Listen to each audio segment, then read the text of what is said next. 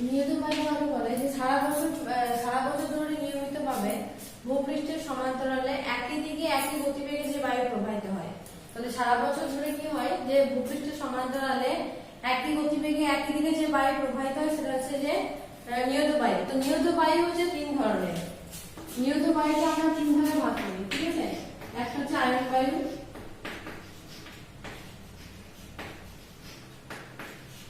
একটা হচ্ছে পশ্চিমা বায়ু,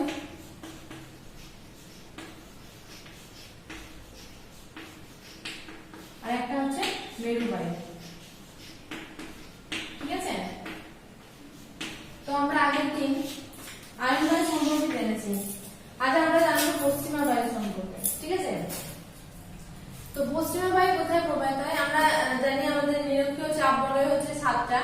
একটা হচ্ছে আমাদের চাপ বলয় হচ্ছে 7টা টোটাল।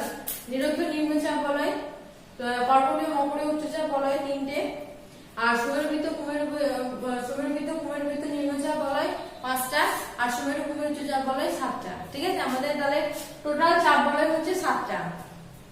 তো কি দেখো চাপ বলয়গুলো আমরা একটু লক্ষ্য করি। এটা হচ্ছে আমাদের নিরক্ষ রেখা, এটা আমাদের নিরক্ষীয় চাপ বলয়, তাই তো? এটা হচ্ছে নিরক্ষীয়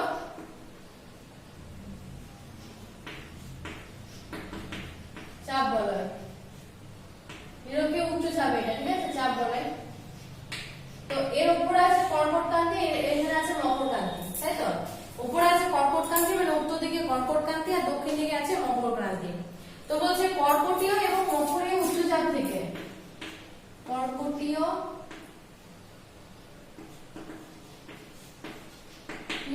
এটা হচ্ছে মকরীয়, তারপর হচ্ছে সুমেরুবৃত্ত,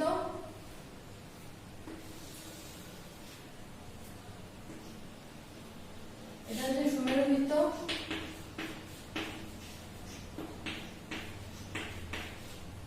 এটা হচ্ছে কুমেরুবৃত্ত,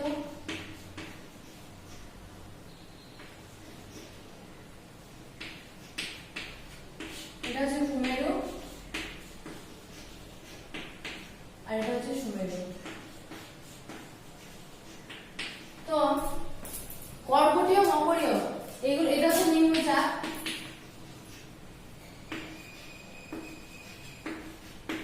ঠিক আছে?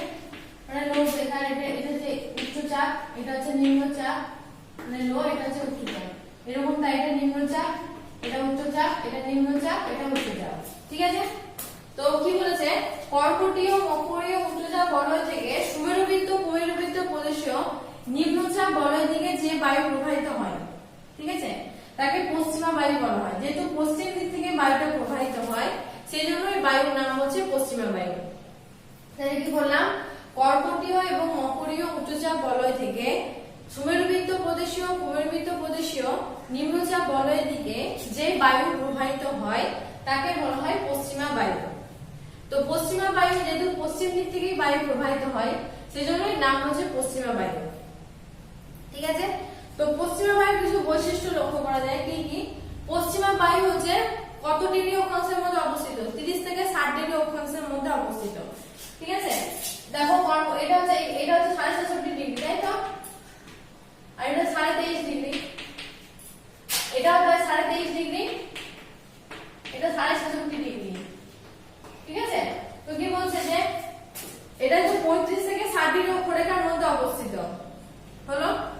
এবার বলছে যখন কর্কটীয় এবং মকরীয় উচ্চচাপ বলয় থেকে যখন নিরক্ষীয়, যখন সুমেরুবৃত্ত প্রদেশীয় কুমেরুবৃত্ত প্রদেশীয় নিম্নচাপ বলয় থেকে যখন বায়ুটা প্রবাহিত হয় তখন ফ্যারাডের সূত্র অনুসারে কি হয়, কর্কটীয় উচ্চচাপ থেকে বায়ুটা কি হয়, উত্তর গোলার্ধে যখন প্রবাহিত হয় তখন ডান দিকে বেঁকে প্রবাহিত হয়। ফ্যারাডের সূত্র অনুসারে ডান দিকে বেঁকে প্রবাহিত হয়। আর মকর উচ্চচাপ থেকে যখন কুমেরুবৃত্ত প্রদেশীয় নিম্নচাপ দিকে প্রবাহিত হয় তখন কি হয়, দক্ষিণ গোলার্ধের বায়ুটা বাঁ দিকে বেঁকে প্রবাহিত হয়। সেজন্য এটাকে বলা হয় উত্তর পশ্চিমায়ন বায়ু, একে বলা হয় দক্ষিণ পশ্চিমায়ন বায়ু, ঠিক আছে? উত্তর পশ্চিম পশ্চিমা বায়ু এবং দক্ষিণ পশ্চিম পশ্চিমা বায়ু, যেটা আমরা পশ্চিমা বায়ু বলছি। এবার বলেছে কি, পশ্চিমা বায়ুটা উত্তর গোলার্ধের পশ্চিমা বায়ুর গতিবেগটা দক্ষিণ গোলার্ধের তুলনায় কম হয়। দক্ষিণ গোলার্ধে পশ্চিমা বায়ুর গতিবেগ যতটা হয় উত্তর গোলার্ধে কি হয়, পশ্চিমা বায়ুর গতিবেগটা কিছুটা কম হয়, ঠিক আছে? উত্তর গোলার্ধে কারণ উত্তর গোলার্ধে কি বেশি, স্থলভাগ বেশি বলে কি হয়, পাহাড় পর্বতে বাঁধা হয়, কিন্তু দক্ষিণ গোলার্ধে জলভাগ যেহেতু বেশি সেহেতু কি হয় দক্ষিণ গোলার্ধে বাতাসটা দ্রুত প্রবাহিত হয়, আর উত্তর গোলার্ধে কি হয় দক্ষিণ গোলার্ধের তুলনায় কম গতিবেগে বায়ু প্রবাহিত হয়। তারপরে আমরা দেখব কি যে শীতকালে জলভাগ কি হয় স্থলভাগের থেকে বেশি উষ্ণ হয়। জলভাগ যেহেতু স্থলভাগের থেকে বেশি উষ্ণ হয় সেহেতু জলভাগ থেকে জলীয়বাষ্পপূর্ণ বাতাস পশ্চিমে বায়ুতে যখন মহাদেশের পশ্চিমাংশে যখন প্রবাহিত হয় তখন প্রচুর পরিমাণে বৃষ্টিপাত ঘটায়।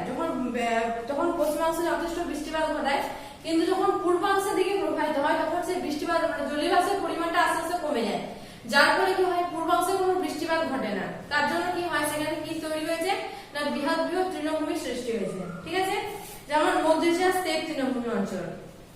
এবার দেখো আমরা যে এটা দেখলাম এই পশ্চিমা বায়ু নিয়ত বায়ুর মধ্যে এই পশ্চিমা বায়ুর মধ্যে আমরা চারটি জিনিস ছিল, তিনটি জিনিস আমরা লক্ষ্য করি।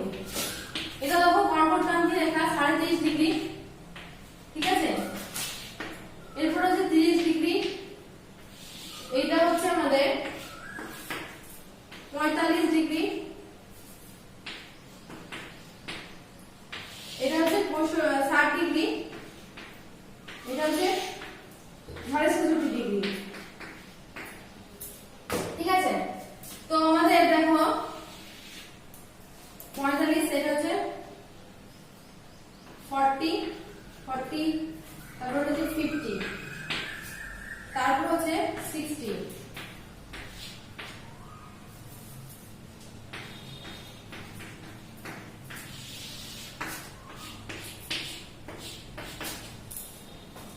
বলতে 40 ডিগ্রি অক্ষরেখার মধ্যে 40 ডিগ্রি অক্ষরেখা বরাবর যে বায়ুটা প্রবাহিত হয় খুব গতিবেগে সশব্দে যে বায়ুটা প্রবাহিত হয় সেটাকে বলা হয় গর্জনশীল চল্লিশা। কি বলে? গর্জনশীল চল্লিশা।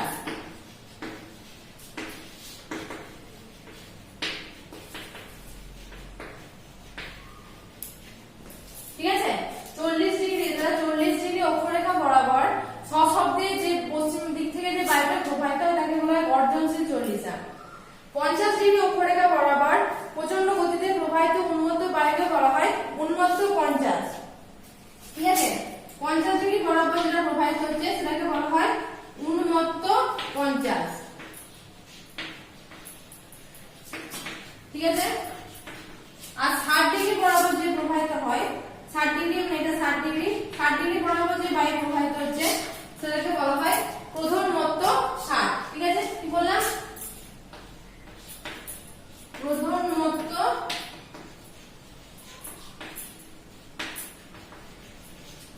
60। তাহলে আমরা কি পেলাম যে কর্কটের মকরধ্বজা বলয় 30 থেকে 60 ডিগ্রি অক্ষরেখার মধ্যে অবস্থিত। তো কর্কটের মকরধ্বজ থেকে সুমেরু কুমেরুবৃত্ত প্রদেশীয় উচ্চজা বলয় নিম্নজা বলয় দিকে প্রবাহিত হয় বাতাস, তার পশ্চিম দিক থেকে প্রবাহিত হয়। তো এই 40 থেকে 40 ডিগ্রি অক্ষরেখা বরাবর প্রচন্ড গতিবেগে প্রবাহিত হয় সেটাকে আমরা বলি গর্জনশীল চল্লিশা। 50 ডিগ্রি বরাবর প্রবাহিত তাকে বলি উন্মত্ত 50, আর 60 ডিগ্রি বরাবর প্রবাহিত তাকে বলা হয় তীব্র চিৎকারকারী 60 বা প্রধানমত্ত 60। ঠিক আছে, এবার দেখো আমরা দেখলাম যে নিয়ত বায়ুকে আমরা দেখলাম মেরু বায়ু, লাস্টে ছিল আমাদের মেরু বায়ু। তো মেরু বায়ু কোন দিক থেকে কোন দিকে প্রবাহিত হয়? মেরু বায়ু হচ্ছে আমাদের সবথেকে উপরে কি আছে সুমেরু আর নিচে আছে কুমেরু। তো এই সুমেরু এবং কুমেরু হচ্ছে বরফে ঢাকা। তো এখানে কি শীতল এবং ভারী বাতাস, শীতল ও ভারী বাতাস হলে কি হবে সেখানে উচ্চচাপ বিরাজ করবে।